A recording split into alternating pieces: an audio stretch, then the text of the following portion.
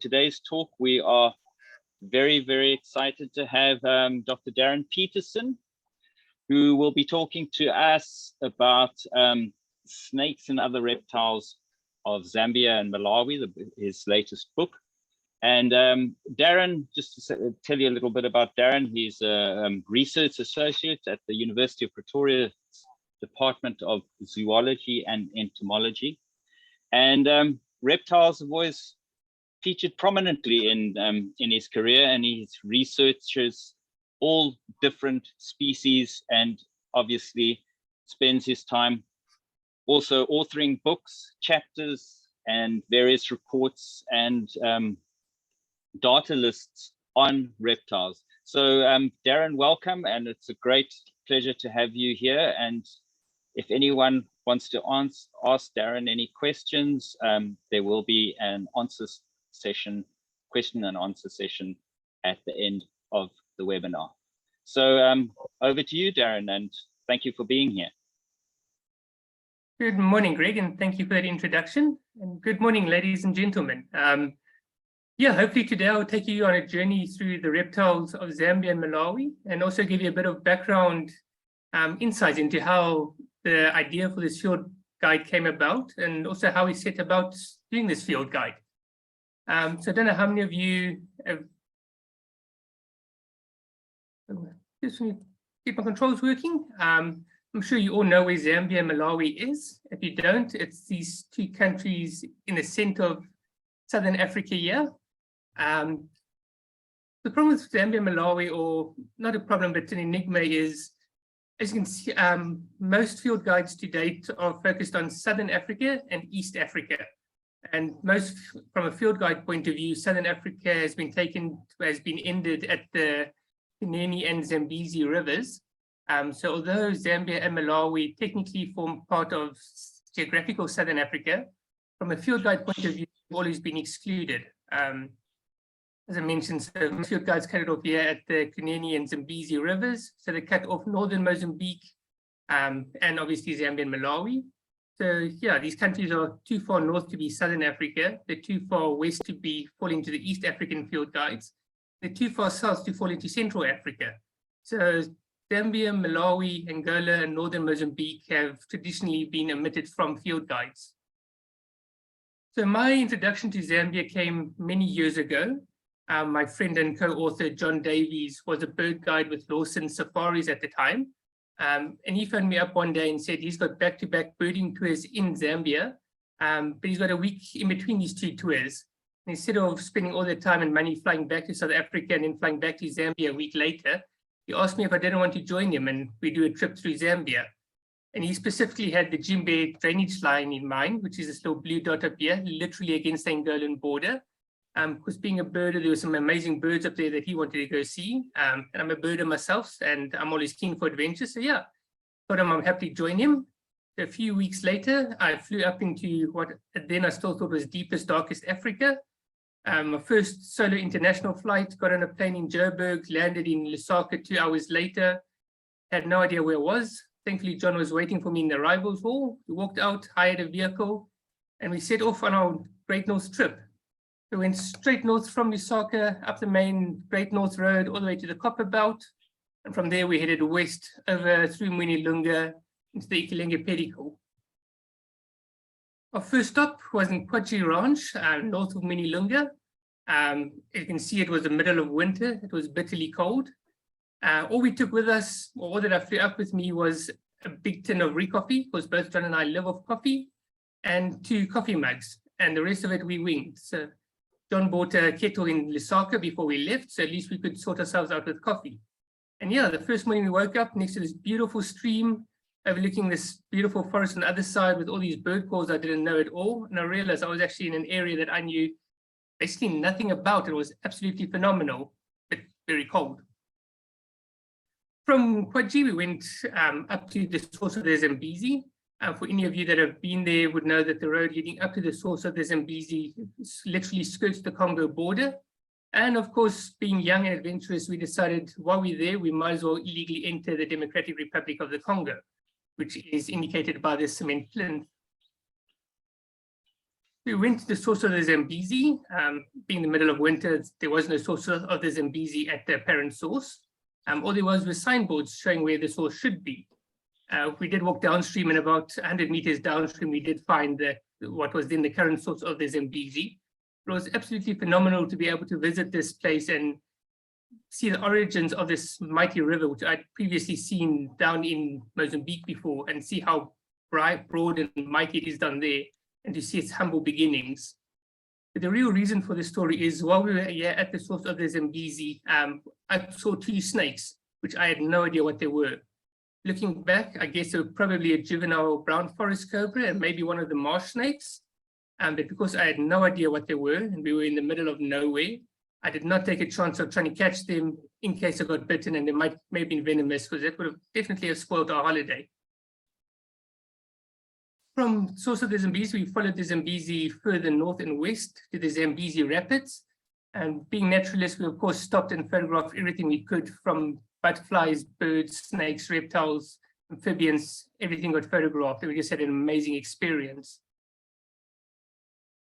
On the way to the Jimbe drainage line, we went through the Chitunta Plains, which to me is still an absolutely phenomenal landscape. It's basically wide open grasslands dotted with hundreds, if not thousands, of these low termite mounds. And out on the right, you can see the Chitunta Plain, the actual stream itself, which is this large, broad, marshy area. And looking back now, I'd love to go revisit this, because this should be an absolute reptile haven. And all these termite mounds, especially if they're no longer active, should house some really interesting reptiles. So being out birding on this trip, we followed our bird guide, and our bird guide gave us GPS coordinates to a road leading down to the Jimbe drainage line. So we duly turned off on this road. It wasn't really much of a road, it was more a footpath. So it was rather interesting driving. We were very grateful we had a hired vehicle, because they always make the best 4x4s. We went down this road for about 5 or 6 kilometers to the Jimbe drainage line, wondering what on earth we got ourselves into. And lo and behold, at the end of this non-existent road, we actually met somebody else. This is Derek Wilby, who was a British birder who literally traveled the world just looking at birds. And he'd arrived 2 days before us. And according to the locals at the time, Derek was the first vehicle to have driven down there in the preceding 5 years. So yeah, we were the second vehicle in 5 years. It was the last time we expected to find anybody else there. We spent a couple of amazing days birding around there, birding the Jimbe drainage line, the Mushitu, which is the swamp forest as well, but amazing birds. But being in the middle of winter, not very many reptiles. I just remember seeing a few lizards, most of which I couldn't identify at the time. Yeah, no snakes, unfortunately. Of course, what came to be a hallmark of my trips with John is there was very little to absolutely no planning, which at the time used to freak me out. Since then, I've actually grown to enjoy it. So we'd often find ourselves in the middle of nowhere, looking for directions of either where we can go to next, or trying to find out how to go to our next destination on our list. About 2 years later, my next trip to Zambia was after my dad started working as a technical advisor for Isiamengwezi National Park. We're based at Ngonye Falls, way down in southwestern Zambia, here in this little purple star, right on the western banks of the Zambezi River. But now I've already had a keen interest in Zambia, and especially the reptiles in general. So again, I phoned John up, told him my dad needed some stuff taken up to him, and asked him if he wanted to join me for a trip in a week's time. And of course, John jumped at the opportunity. So a week later, we jumped into our bakkie, drove up 2-day trip through Botswana, through the Zambezi region of Namibia, and got to Ngonye Falls late on the afternoon of the second day. The following morning, we woke up to this beautiful vista on the Zambezi River, and these massive rocky outcrops bordering and going into the river. There's a nice, big, beautiful open bay right in front of the camp. And this was now in summer, so it was nice and hot, and that water was extremely inviting to swim in. But luckily, I've grown up in the Lowveld, and I know what lurks in these waters. And even in this little bay, there were a couple of good-sized crocodiles. So we stood at a distance and admired the water, but definitely did not swim at all. But around about this point that I finally decided that it was time to start a field guide for Zambia, and at that time just Zambia. So I was frustrated at not being able to identify all the reptiles that I was seeing on these trips. On this particular trip, I actually started specifically looking for reptiles. I've always had a passion and an interest in fossorial reptiles. So on this, of course, I went stretching around in the leaf litter and under logs and rocks looking for things. And we got some amazing reptiles. We got some Kalahari dwarf worm lizards, which are always great to see. We got black worm lizards, which is the top right, which for me was a lifer, something I'd read about once or twice before, but never actually ever dreamed I would find. And in the bottom left is a Barotse blind legless skink. Now, that's a personal favorite of mine. I did my honors project way back when was on blind legless skinks, but those occurring in northern Natal and southern Mozambique.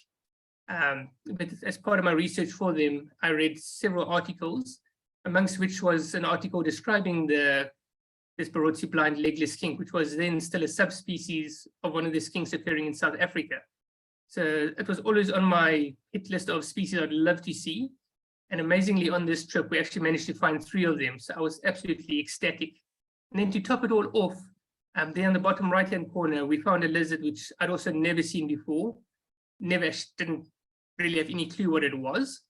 So I started keying out using Bill Branch's field guide to Southern Africa, which was the only field guide at the time vaguely covering this region.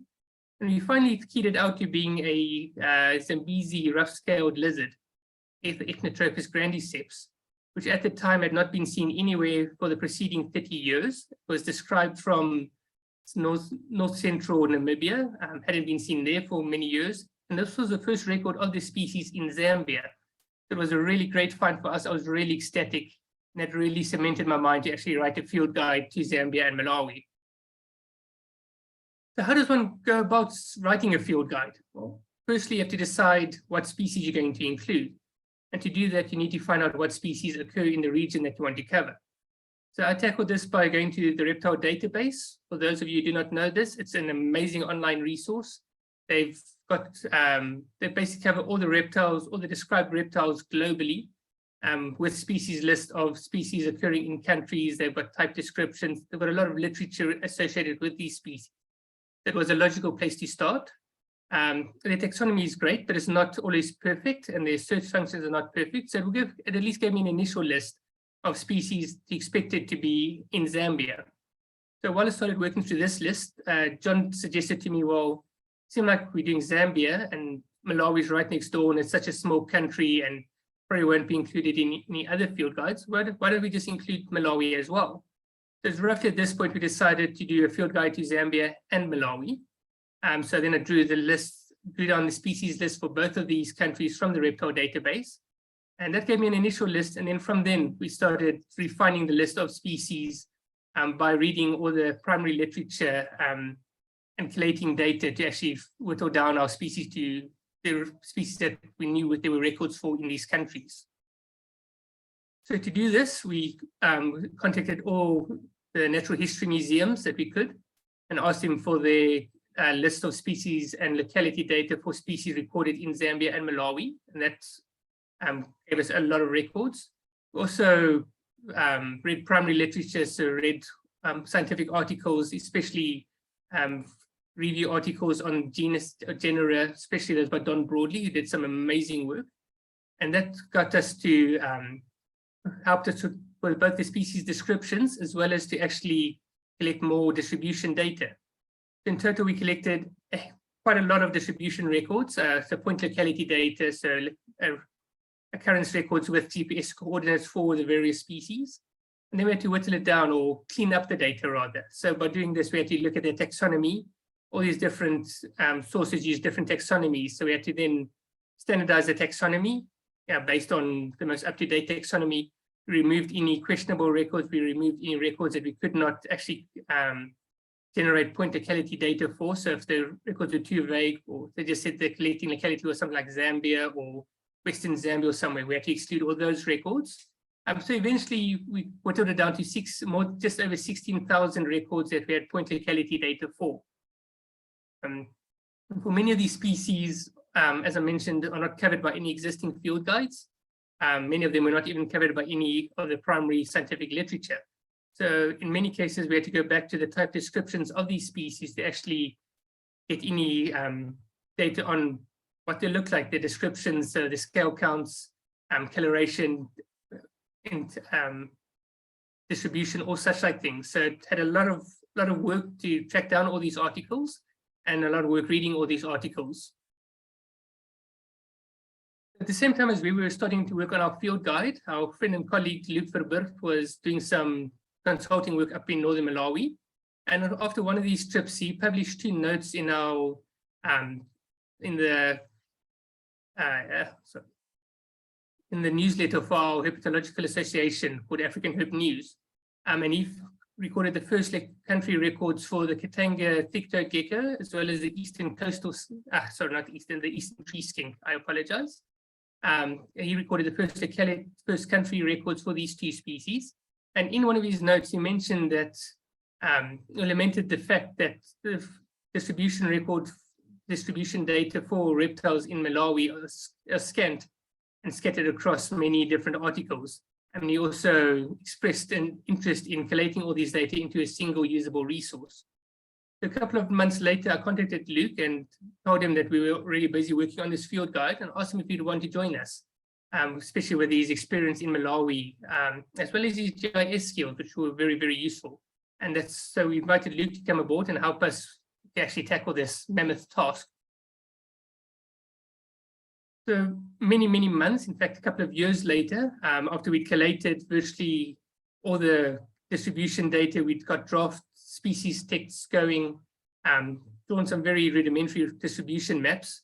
We decided it was time to actually do a targeted field trip to actually go and try and gather more distribution data to add to our existing data set, but it was also time just to get out into the field again. So John suggested we go do a trip through Malawi. You'll see I've highlighted the whole of Malawi. Of course, we spent 4 weeks in Malawi. We traveled from south to north and back south again, covering most of the country and having an absolutely amazing time. So we drove up from South Africa, drove up through Mozambique, entered Malawi in the south. And because this was now a targeted trip, we stopped for literally every single reptile we could find, whether it was a roadkill, whether it was the most common species around. We stopped, we recorded it, wherever we could, we photographed them and examined them to make sure that they were in fact what we thought they were. And we took GPS coordinates of every single reptile we saw. Our first stop was Mount Mulanje, specifically one of the tea states on the foothills of Mount Mulanje. For anyone who's not been there, I can highly recommend going to Mount Mulanje. It is an absolutely amazing destination, definitely worth a visit. And although these tea states might look a bit like monocultures, or they are monocultures, they actually had a surprising reptile diversity in them. And it was really great visiting and actually searching for reptiles here. We got several of the Mulanje endemics. We got Mulanje chameleon in the top left. We got the king dwarf chameleon on the top right, which is a near endemic to Mulanje. That for many years it was believed to be endemic to Mulanje, and then they found another population on one of the adjoining little rock outs, in the adjoining mountains in Mozambique. We also got Mulanje pygmy chameleon. If you're wondering why they call them pygmy chameleons, the bottom right photo is of an adult male Mulanje pygmy chameleon, and that's my thumb in the foreground as a reference. These guys are absolutely small, they're only about 5 to 6 centimeters long. And unlike most typical chameleons, they have this very, very short tail. They're absolutely amazing little guys to see. So the bottom right photo is a female, and the bottom left is a male. You can see the male's got that smaller, what we call a rostral appendage, or this Roman nose sticking out. That's one way of telling the two males and females apart. So at this stage, I bought myself a decent camera. Also bought myself a macro lens and good flash setup so I could actually go and try and get some decent photographs of reptiles. And also because this was a now targeted reptile trip, I was looking for reptiles absolutely everywhere. I probably drove John and Lindy, who joined me on this trip, absolutely mad. We wound our way up north, eventually getting up to Nika Plateau late one afternoon. And again, it's an absolutely amazing place, definitely worth the visit. For those from South Africa, it's somewhat reminiscent of Dahlstrom, with the difference being you got zebra and roan antelope and various other mammal species and leopards just abounding here. It is absolutely amazing. And of course, there were a lot of reptiles, and again, several endemic reptiles, which is what we were after. John, of course, was always very helpful on these trips. Yeah, I think he was claiming to be scanning the slopes for reptiles, which of course was not very productive. But he really helped a lot finding reptiles and generally helping out on these trips. As I mentioned, several amazing reptiles in Malawi, on Nika, several of them endemic. Top left, that is the montane three-striped skink, endemic to Nika. Some authors place this species and a species occurring in southern Tanzania as the same species. We chose not to, considering that this species looks slightly different, but it's also separated from the Tanzanian population by a great many kilometers. So we decided to rather go the route of treating this as a separate species, as some authors do. Top right is the Nika whistling chameleon. As the name implies, apparently if they stress, they whistle. Apparently we never stressed them out because I never heard them whistling, but they're absolutely gorgeous little chameleons, quite common up on the Nika, and we found several of them. Another endemic, the bottom left, the Nika girdled lizard. Managed to only find one of them, but again, it's an amazing little reptile that's also endemic to these rocky outcrops on the Nika plateau. We spent several days scratching around for reptiles, getting a lot of stuff. John was obviously out birding a lot. I was joining him now and again. But the one species I really wanted to get was the Shiri slug eater. Slug eaters are generally quite common, and yet on this trip I hadn't seen a single one yet, so I was really out wanting to get one. It was literally the last morning I went out for a walk. John and Lindy stayed in camp. I was walking past the Chilinda houses, and on the way back down to the campsite, I finally found my Shiri slug eater, and I was very, very happy about that. So I spent a good couple of minutes photographing him. From Nika, we headed further north up to the Majesi forests. No, sorry. On the way down from Nika, about halfway down from the campsite to the gate, we saw a little chameleon crossing the road. As was our habit, we all jumped out, photographed it. But shortly after jumping out, I realized that this was not a flap-necked chameleon as I had first expected it to be. And it actually wasn't a chameleon that I knew at all. So I just assumed at the time that it was a smooth chameleon, which had been recorded in fairly nearby northeastern Zambia. So we spent a lot of time photographing this. And it's only when I got back to South Africa and I started looking up at the references that I actually realized it was not a smooth chameleon. So I contacted two leading chameleon experts, Professor Crystal Tolley, also of Sandy, and Dr. Colin Tilbury. And they both said that it was actually an Nkita's chameleon, which was the first time that had ever been recorded in Malawi. So it's another great country record. And since we found this record, there's been another 2 records of this species in Malawi, and both of them from the Nika Plateau. So this seems to be an isolated population, perhaps even an undescribed species still. We'll have to wait and see for someone to do the genetics one day. Yeah, we're about 2.5 weeks into the trip already, and I think we'd finally worn John's poor fiance down.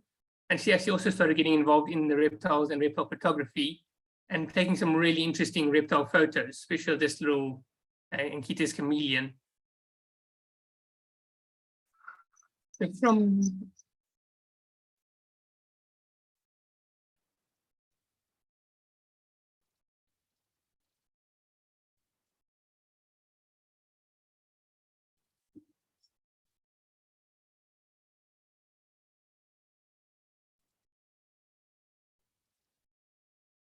So from Nika, we headed even further north up to the Majesi forest, which is basically the last forest block or last mountains in Malawi just before the Tanzanian border. And there's a spot in these forests or on the edge of the forest where you can stand there and look out north and you can literally see Tanzania, which I think is going to be a destination for one of our future trips. But this, as you can see, this was now the middle of, well, early in January, middle of the rainy season. We were not really kitted out for these roads, but we wanted to get to Majesi. So we headed up north. It took us several hours on this road, got stuck a few times. And at this point, I think the locals saw these foreigners basically battling to try and get their car out the mud, decided they better come help, and they were very friendly and very, very helpful. And yeah, spent a good, probably over an hour helping us get out of the mud here and helped us push us out. And thankfully, we managed to get further north up to the Majesty forests. It is this amazing, dense, unspoiled forest, amazing bird life and reptile life. And it's really, really privileged to have managed to visit there. We've got several good reptiles there. Some of the common species, such as the eastern twig snake and tropical girdled lizard. On one point, we got a lot of pygmy chameleons and cheesy pygmy chameleons. We got, I think we were close to 80 pygmy chameleons in a 100-meter stretch. So it was absolutely amazing. And again, on the last night, we were heading back to the Bucky after having seen a whole lot of pygmy chameleons. I just happened to look up into the top of a tree and just saw something I did not recognize at all. I thought it might just be some flowers, so I checked with binoculars, and according to John, I just said, "What the heck is that?" And I think at that point he said he realized, well, this is something interesting now. So we saw something sitting on the top of about a 3-meter high sapling. So we had to first carefully bend it down and to see what it was. And it was this little chameleon over here, which I immediately knew was absolutely nothing I'd ever seen before. It was not known to occur in Malawi. I had no idea what it was. So we spent a lot of time photographing it. And yeah, just really appreciating it and eventually putting it back in this old tree and hoisting it back up to the top. And again, when we got back to South Africa, looked at all the literature, did some real research, and it turned out to be a Parato single-horned chameleon, Kinyangia van Heijgenie. Again, it's the first record of the species in Malawi. Colin Tilbury said he'd always suspected it would occur there, and he'd been up to the Majesty forest a few times looking for them, but never found them. We were very fortunate to have found this individual, and to the best of my knowledge, it still remains this only record of the species in Malawi. So then we started winding our way back down, back down south. Spent a good couple of days on Lake Malawi, which was phenomenal. Growing up in the Lowveld with crocodiles, we learned to treat everything with suspicion. Every source of water, even a bucket of water, gets treated with suspicion. And here in Lake Malawi, we saw all the locals happily swimming in the lake, which was, to me, just not normal. But after a while of watching them and in this heat, eventually we decided to go swimming as well. And it still remains one of the pretty, not the scariest, but freakiest experiences for me, was sitting in this massive inland lake, basically up to my waist in fresh water.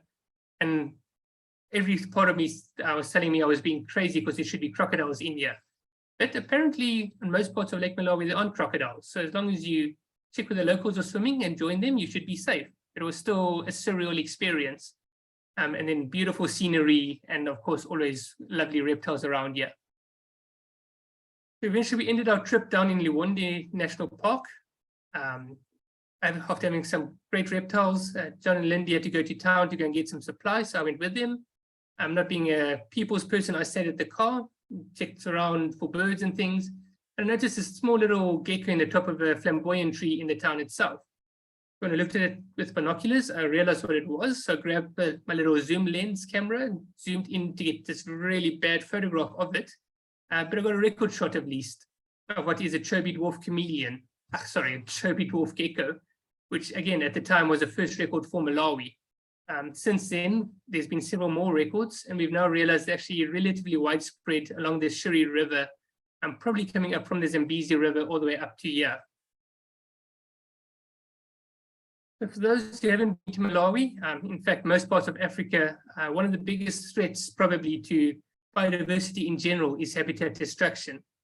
From what I saw, from what we saw in Malawi, most areas outside of protected areas have been severely degraded. There's a lot of bush clearing, a lot of subsistence farming, obviously for obvious reasons to support the populations there. But it is a serious threat to reptiles in general.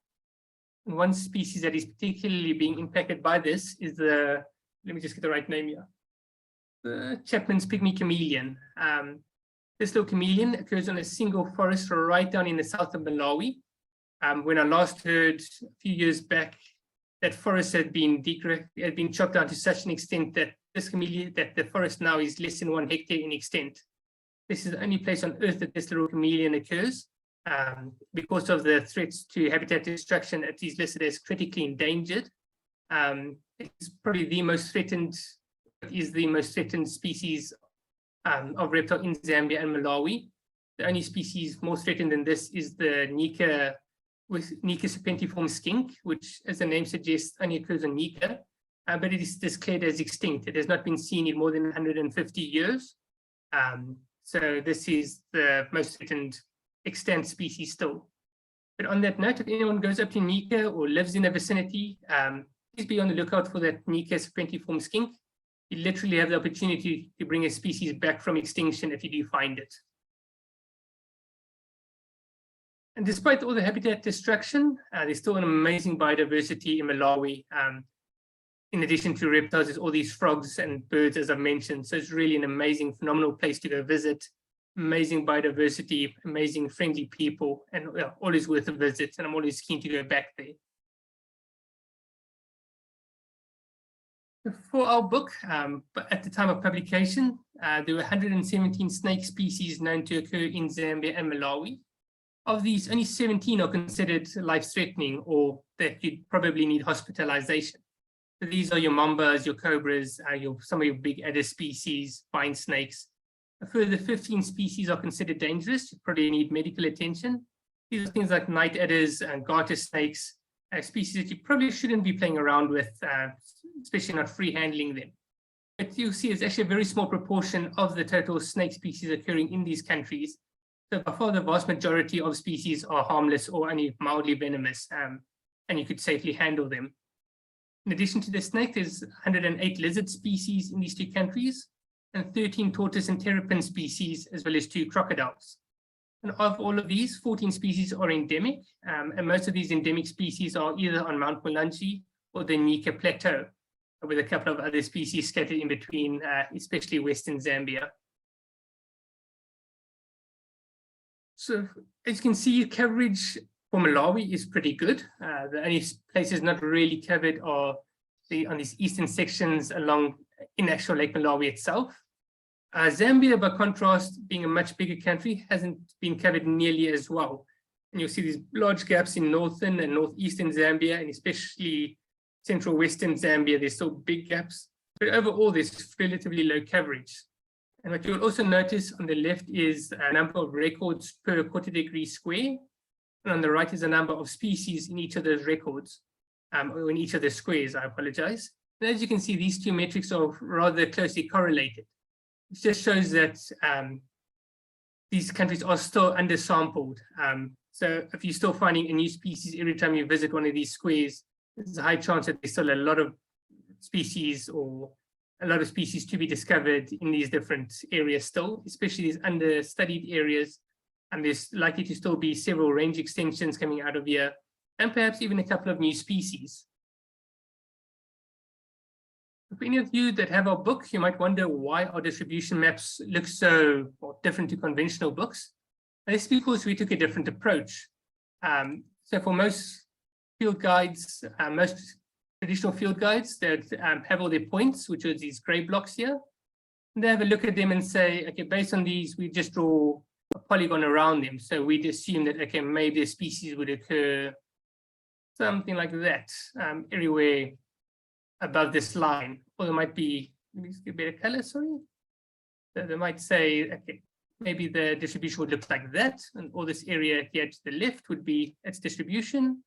Or they could be more generous and say, okay, maybe the species occurs all the way along like that. And as you can see, neither one of these actually matches our distribution that we've used in our field guide. Reason being is that we've used species distribution modeling, which is a software modeling or computer modeling approach, and that doesn't just look at, that doesn't just thumb suck where these distributions are. And we used predictive layers. So we used climate, we used vegetation, geology, average annual rainfall, and all of these predictive variables are at a 1 square kilometer resolution. So for every 1 square kilometer, we can see what the average rainfall, average annual temperature, average elevation, vegetation, all these things are.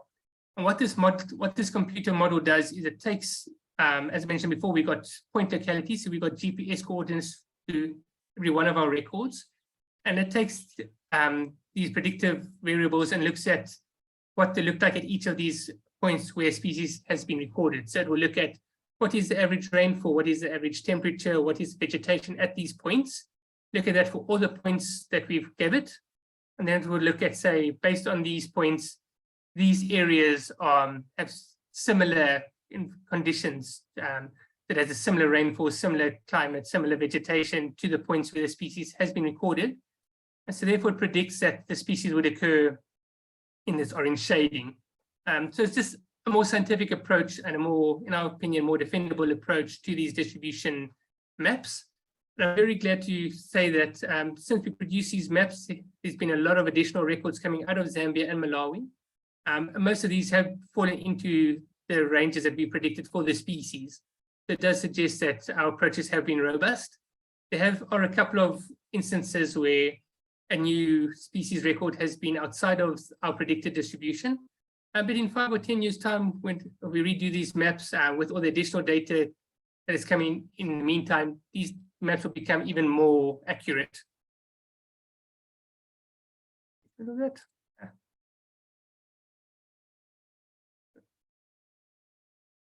Then, of course, there's still undescribed species in Zambia and Malawi. So this is actually one of the species we included in our book. And you'll see it's there just mentioned as Trachylepis species, Lavushimanda or Lavushimanda skink. This species was found in Lavushimanda in Zambia by, if I remember correctly, Frank Williams found the first one. This species is still only known from photographs. So it's no specimens. We actually have no idea what it is, but we do believe it is an undescribed species. Based on the observable external morphology, we can say that it's part of the speckled skink complex, or the Trachylepis punctulata species complex. But beyond that, we cannot say what it is. So it does seem to be a new species. It will probably be endemic to Zambia. And it just, again, highlights that there's still a lot of things to be discovered in Zambia and Malawi. So anyone who's out there looking just as a general interest in reptiles can contribute to science and our understanding of the science in these regions.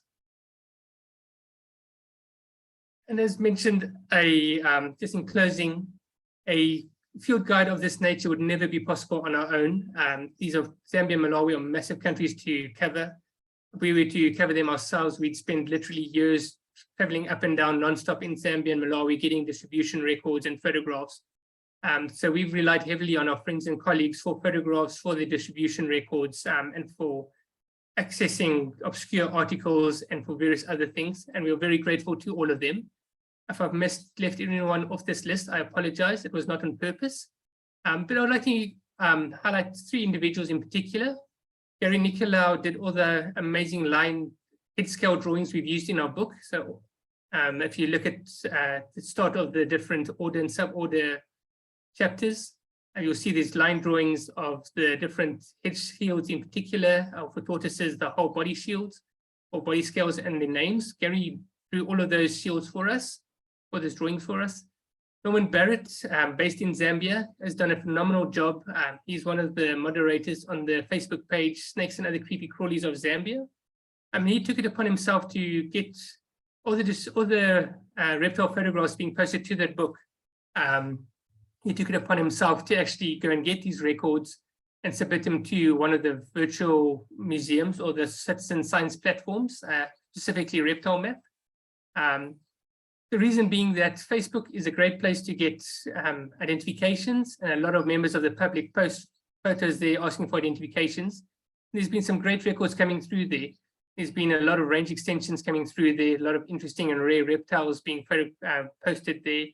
And some of these platforms, there's even new species have been posted.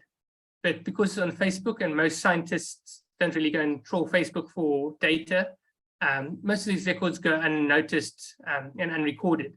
The guys like Norman Barrett and Gary Brown from Malawi, they took it upon themselves to get all these records, follow up with the observers, get all the necessary information.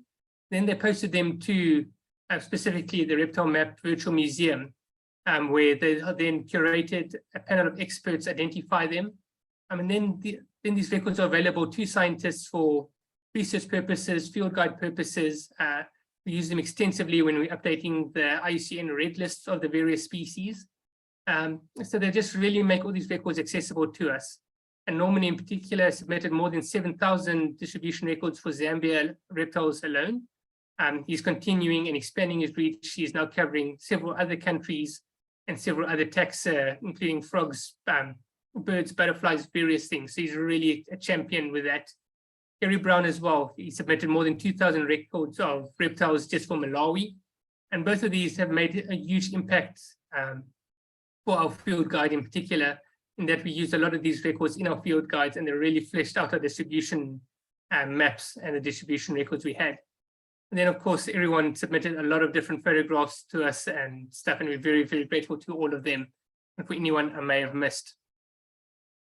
With that, ladies and gentlemen, I thank you very much for your time. And if you have any questions, I'll be very happy to try and do my best to answer them for you.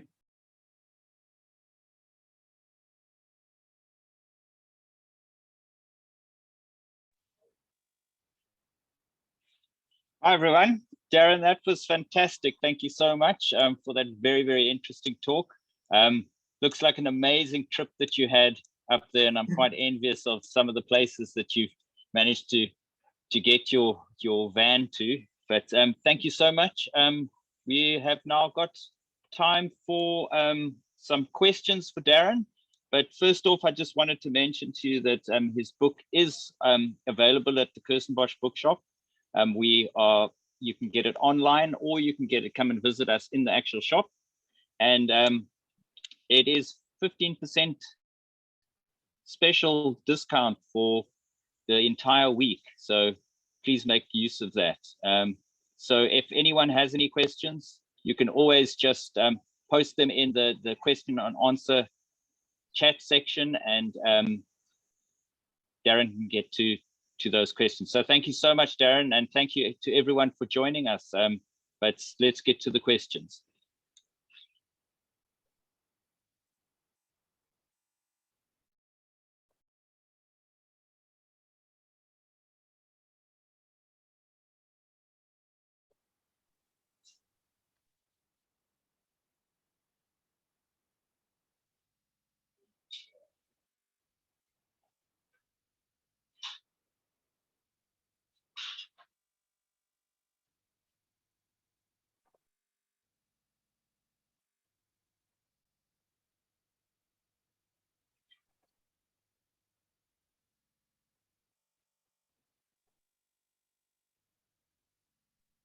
Hi there, we seem to have lost Greg. Sorry about that. Sorry, okay. am I back? Yes, exactly. Sorry, everyone. I disappeared there for a second. So if anyone has any questions, if you want to post them, otherwise, Darren, maybe I can just kick it off there with some questions of my own. When you write about species accounts, how do you start? What's the starting point to writing accounts for a book such as yours, the field guide books? So when we did this, we started at Agamas, not because we start with A, but because it's a group of lizards that's still very tricky to identify. There's a number of species that look very similar. It's a group of species that I've always battled with, and to a degree still battle with actually telling apart. And there was a couple of species recently described from Zambia and Malawi, actually from Zambia while we were writing this book. So I wanted to wrap my head around them. So I started with basically to help myself to try and tell these species apart. But yeah, it's just, you have to start somewhere. So it's just happened to be at Agamas at this stage. And considering the overall lack of records on some of the species, as we saw in the talk, there were things that you discovered for the first time, and that how accurate do you think that your maps are that you've put together? For the most part, I think they are fairly accurate, especially for those species who've got a couple more records. The species with under 10 records, it becomes a bit more tricky. But because we went the species modeling approach rather than just drawing a polygon around all the records, I do believe they are quite accurate. And then a lot of the records that have come in subsequent to our field guide have started filling in some of the gaps in these distributions. And the vast majority of those records have fallen into areas where we did predict them to occur. So it does suggest that our maps are quite accurate, luckily. Great. And also with a field guide, do you find this field guide is accessible to people who are not used to using field guides? Is it an easily accessible field guide for people who maybe are just a casual reptile enthusiast to follow? We'd like to think so. From the outset, our intention was to create sort of a hybrid field guide that's targeting both the hobbyists or the enthusiasts as well as the researchers. So throughout the book, we have included detailed descriptions of the species, so details on scalation and how to tell the species apart. We've also emphasized color and distribution maps. So we're hoping, and also with providing keys, we're hoping that we've managed to create a book that is accessible and usable to both the amateur herpetologists as well as researchers. But what can be quite overwhelming, especially if you are new and starting out on reptiles and just starting to develop an interest. And if you open this book with its over 230 species, you might be overwhelmed. So we're also working on a pocket guide version of this, which will only cover the 200 most common species, and the species text as well will be cut down a lot. So we're not going to go into so much detail on the different scales and scalation of the species. It will be a simplified version, more accessible, especially to people who are just starting out. It'll also be cheaper, so it will also be hopefully be more accessible to the population, a greater portion of the population as well. Great, thanks. And leading on from that, how do you get to decide on common names for the species?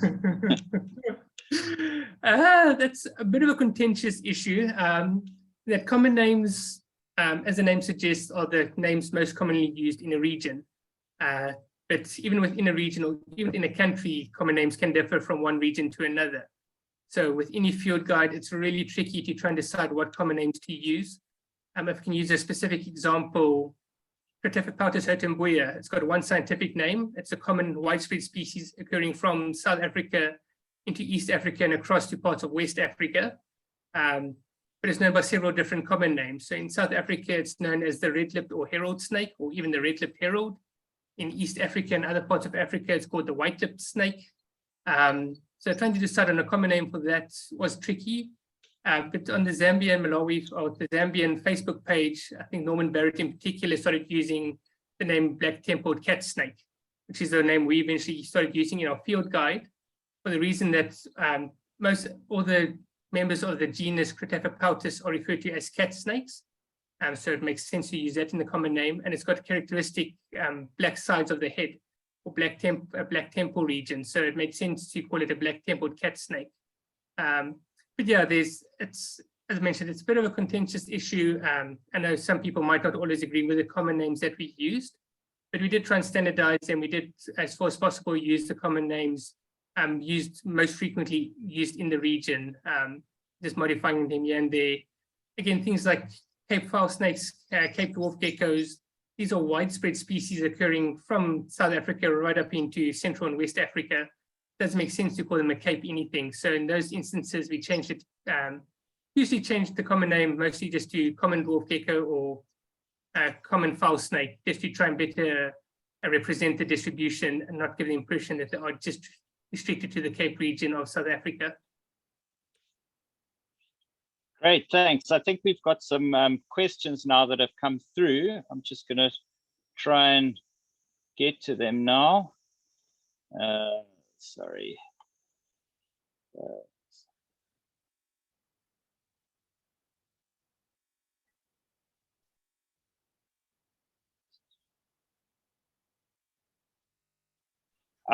There's a question here from Michael from Canada. He says, for these critically endangered pygmy chameleons with extremely small ranges, what can be done to prevent their extinction? especially when habitat loss is continuing daily and few people are even conservation groups even know that they exist. So that is a problem. Obviously, as with most species, awareness is a key factor. As you probably know, most people focus on the big and hairy. So rhinos, elephants, lions, they get a lot of attention. And things like your reptiles generally often go flying below the radar. Although there are some very passionate people who do work on reptiles and chameleons in particular. Particularly for the pygmy chameleon, one of the big things that could be done is engaging with the government of Malawi to try and get this the species forest actually declared a protected area, or really a national park perhaps, and to try and infer some conservation on it that way. But as is often the case in Africa, many of these parks are just what we call paper parks. So they exist on paper, but if down on the ground in the field, there's no protection to these areas. So combined with actually declaring this forest a protected area would be to ideally engage with the local community there to actually raise awareness on why the species is special, why it should be protected, and also engage with them on alternative livelihoods. So one reason why the forest is being deforested is for both subsistence agriculture and as a source of firewood in particular. So if we could engage with communities there and provide them with an alternative livelihood, alternative ways of accessing these resources that they require would be necessary to actually stop or halt and preferably reverse the decline of the forest. And then at the same time, we could look at ways of perhaps engaging the local community in reforesting the area. Again, they would need an incentive to do it. So you'd have to think about it very carefully on how such initiatives could benefit them. But there have been several successful reforestation projects across the globe. So there is a precedent for it, but we really need a local organization to champion this and to actually start championing the conservation of this species. Thanks, Darren. And I have another question here from Holly Goulding saying, I'm used to looking at scale diagrams for each species. Why did you not include many of them? Thanks, Jyoti. Initially, we were wanting to. I don't know if you're familiar with the Fitzsimon's Snakes of Southern Africa book. In there, they've got scale diagrams for literally every single snake species. Initially, that was our dream and our intention was to do that. We kind of very soon realized that firstly, we didn't have the skills to draw those kind of scale diagrams. Especially if I drew them, they'd look rather very rudimentary and wouldn't be able to tell different species apart. And also including scale diagrams would have increased the amount of time it took us to do this field guide by several years, probably. And would also have increased the size of the book, probably almost doubled the size of the book. So it was something we considered and wanted to really do, but from a practical point of view, unfortunately, we weren't able to do that. Perhaps in the future, we could look at doing an ebook with these diagrams in them. But again, we'd actually need to engage with someone with a bit more artistic skills than I have, certainly, to actually draw these scale diagrams for us. Of course, I agree with you, especially for seasoned herpetologists, the scale diagrams are phenomenal, and in many instances, we keep relying on them to tell species apart. Thanks, Darren.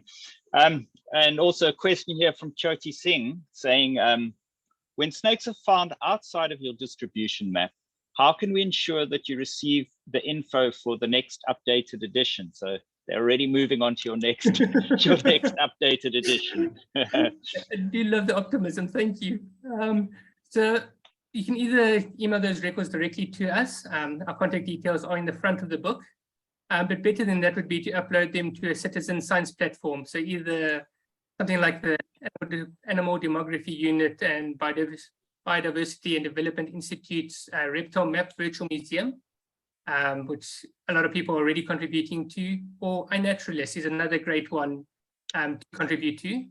The reason to rather contribute them there than sending the records directly to us is that then these records will be available to all researchers and not just us, which is great. So then as mentioned before, they'll then become available for anyone updating the reptile, the red list assessments for the IUCN. And it will also form a permanent record that anyone can access for various purposes. So yeah, either upload them to one of the virtual museums, one of the citizen science platforms, or you can send those records directly to us, and either one of those methods will definitely include them in future updates of this field guide. Great, thank you. I don't have any more. I've just, Michael Salutin has just asked if you have an email address that they can contact you with, but we can always get people to send their questions to Strake, and I'm sure Strake can help you filter through the answers. Yeah, they're very welcome to contact me if you have any questions, anything. They are very welcome to contact me. Yeah, you can also send it to Strake, or my email address is peterson.darren@gmail.com. My name and surname in reverse. And yeah, you're very welcome to contact me, and I'll be very happy to try and help you as best I can. Thank you so much, Darren. That was fantastic and very, very interesting. I certainly have learned a lot about reptiles in the last hour or so. If there is anything else that anyone wants to post, we just want to say, first of all, thank you so much, Darren, for the talk, and thank you everyone else who joined us for this Wednesday talk, and we hope to see you all again soon. Darren, anything you want to say in closing? Yeah, I just want to say thank you very much to everyone who joined. I really appreciate it. And thank you very much also to Kirsten Bosch and Strake and Sanby for hosting us and granting this opportunity. Then also particularly to Strake for publishing our field guide and believing in us. They really helped us a lot. Being first-time authors, we had a lot of challenges, and Strake walked us through it all, and we're very supportive and gave us a lot of great suggestions, and we really appreciate of that. And yeah, thank you again. Thank you all very much for your time and for attending. And thank you, Greg, for hosting. I really appreciate it. My pleasure. Belinda is now going to just put up a slide of the books that we do have on special. So please use it. Just remember, it is valid for a whole week. So you can either buy them online or come and visit us, or just send me an email. My email address is gregory@botsock-kirstenbosch.org.za. Thank you, Darren. Thank you for a fascinating talk. It was a big pleasure. Thanks for hosting me.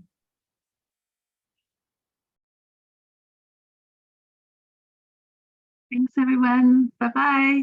See you at the next one.